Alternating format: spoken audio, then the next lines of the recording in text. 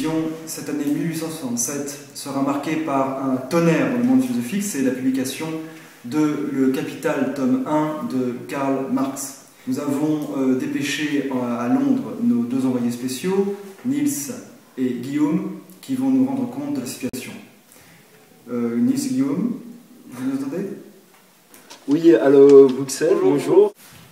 Alors, Niels, Guillaume, bonjour. Pourriez-vous s'il vous plaît nous rappeler à notre public qui est cet auteur, Karl Marx? Alors, comme vous l'avez dit, nous sommes ici pour parler de Marx, un philosophe allemand qui a étudié le droit et la philosophie et qui s'est retrouvé meneur du mouvement révolutionnaire des Hegeliens de gauche.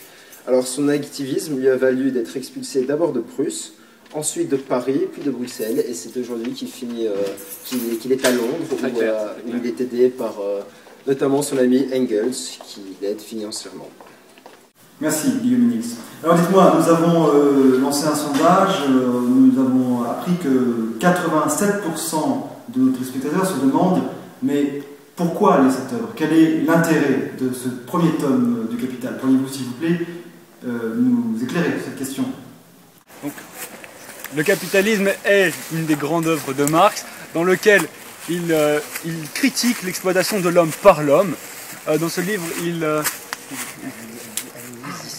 il analyse l'histoire, la structure de ce magnifique ouvrage, mais également le moyen de le dépasser. Donc voilà. Merci Guillaume. Alors vous savez, le bruit court que cette œuvre est une œuvre difficile, une œuvre délicate, voire même absconse, dont l'accès est réservé qu'aux plus grands érudits. Alors vous qui êtes nos vulgarisateurs, pourriez-vous nous donner les clés d'accès à cette œuvre, les grands mouvements de l'œuvre, bref, une sorte de cartographie? Oui, alors comme vous l'avez dit, Le Capital est une œuvre complexe. Il y a en effet 3 livres, dont 2 sont publiés posthumement par Engels. Le premier livre, en lui-même, se décompose en 7 sections qui abordent chacun d'eux des sujets divers, notamment l'analyse de la plus-value et comment la répartir. Alors, vous êtes nos 2 experts envoyés à grands frais à Londres, donc nous aimerions bien avoir votre analyse quand même plus pertinente sur l'intérêt finalement de l'œuvre. Quel est pour vous le passage qui mérite d'être lu? Quelle est l'idée que vous avez envie de mettre en avant pour notre public et que vous estimez être le plus intéressant dans ce premier tome du Capital de Karl Marx? Une des idées principales du Capital est que la machine devient non plus l'esclave de l'homme, mais justement le contraire.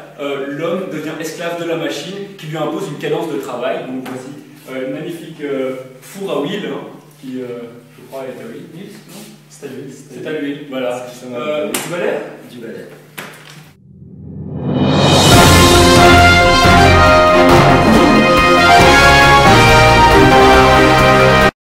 Niels et Guillaume, merci. Je vous laisse célébrer en compagnie de Karl Marx et de Engels la sortie de cet ouvrage qui va avoir sans doute un retentissement mondial.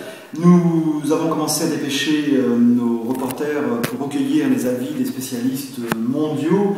Nous avons la chance et le bonheur d'avoir pu recueillir le témoignage d'un de nos plus éminents penseurs, Lord Archibald de Kentucky, qui représente l'université de Cambridge ici. Lord Archibald, m'entendez-vous? Pourriez-vous nous dire, s'il vous plaît, votre opinion sur cette œuvre de Karl Marx? Damned communists! C'est tout.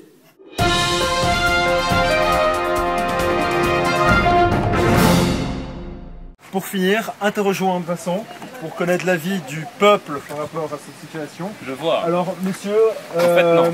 excusez-moi de vous déranger, bonjour. Est-ce que vous trouvez que le marxisme est une bonne situation? Et vous savez que je ne pense pas qu'il y ait de bonnes ou de mauvaises situations. Moi, si je devais résumer le marxisme, je dirais que ce sont d'abord des prolétaires. Des prolétaires qui m'ont tendu la main, peut-être à un moment où je ne pouvais pas, où j'étais seul chez moi, où j'étais aliéné. Et c'est curieux de se dire que ce sont ces rencontres, ces praxis qui forgent une destinée. Parce que quand on a le goût de la chose, le goût du communisme, du beau geste, de la belle dialectique, on ne trouve parfois pas le prolétaire devant soi, je dirais le miroir que vous avez devant soi. Alors ce n'est pas mon cas, comme je le disais, puisque moi j'ai pu. Et je dis merci à la vie, hein, je dis merci. Je chante la vie, je danse la vie, je ne suis qu'amour. Et quand on me demande, mais comment faites-vous pour être aussi communiste, je dis tout simplement que c'est ce goût de l'amour qui m'a poussé aujourd'hui à entreprendre une construction mécanique, mais demain qui sait, peut-être juste à me mettre au service de la communauté, à faire le don de